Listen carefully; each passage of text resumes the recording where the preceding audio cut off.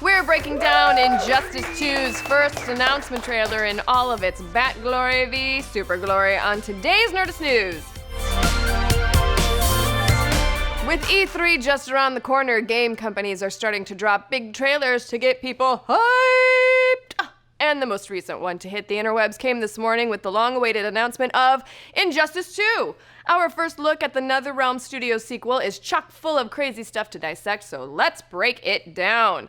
Now, the trailer opens on sad Superman in a dark warehouse battling the Flash after a particularly brutal move where Supes tosses Flash like a time-traveling ragdoll. The fastest man alive gets up and reveals our first peek at how this game will differ from Gods Among Us. Yes, see? Dun dun dun.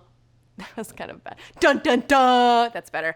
These heroes got themselves some upgradable armor. According to a Rolling Stone interview with NetherRealm creative director Ed Boon, each character in Injustice 2 will be seen with a vast array of what they're calling gear. So basically, each character will be completely customizable with thousands and thousands of pieces so that you're in the constant process of making your version of each iconic hero and villain. And that sounds freaking amazing. And we see lots of customizable gear action in the trailer as Flash kicks the crap out of Supes while rocking a very special Tron-esque look, complete with glowing orange trim. Some other examples of these upgrades that we caught: Batman's face armor activates and his suit lights up green. Is that kryptonite? Maybe, but in this sequence, he's fighting Aquaman, and kryptonite is kind of useless there, so maybe the green is some sort of Green Lantern's power. There's certainly a precedent for that in the comics, and since you're able to upgrade specific abilities like speed, health, strength, etc., maybe you can pull from other heroes' iconic powers as well. Now check out all these upgrades. Aquaman summons some sick new shoulder pads. Sick. Totally. Superman channels his inner Tony Stark with some Iron Man-ish attire. Not sure what that'd do for a Kryptonian, but hey, it looks damn cool. And Batman gets yet another upgrade with what appears to be a dead ringer for Batman Beyond's futuristic suit crossed with the Arkham Knight's battle armor, aka that red hood. Look, guys, if this means we'll get to personalize heroes with their greatest looks throughout their history, then there damn well better be a Linda Carter-era Wonder Woman set involved. Hell yeah, that's the only character I ever want to play anyway! And of course, what kind of announcement would this be without our first new character reveal?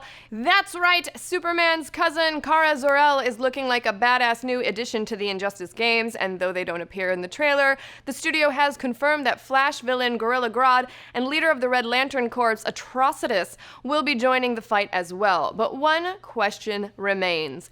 How will Injustice 2 follow up the story from the first game? DC has continued the canon through the comics, now in their third season, that have told the ongoing alternate universe adventures of an underground Justice League battling a dystopian Superman regime, but will the game pick up where the comics are at now, or will it just follow up Injustice 1's story for casual fans? Now, the footage gives us no real clue as everyone seems to be at each other's throats, so I guess we'll just have to wait until E3 to find out for sure. But what do you guys think? Are you guys excited to see what Supergirl can do in the Injustice universe? What superhero are you dying to customize? Are you a fan of the super tyrant Superman? Let's discuss. Daniel M. Casey. What does the M stand for? That's my secret. You're awesome. What do you think it stands for? Let us know in the comments below. Awesome. Yes.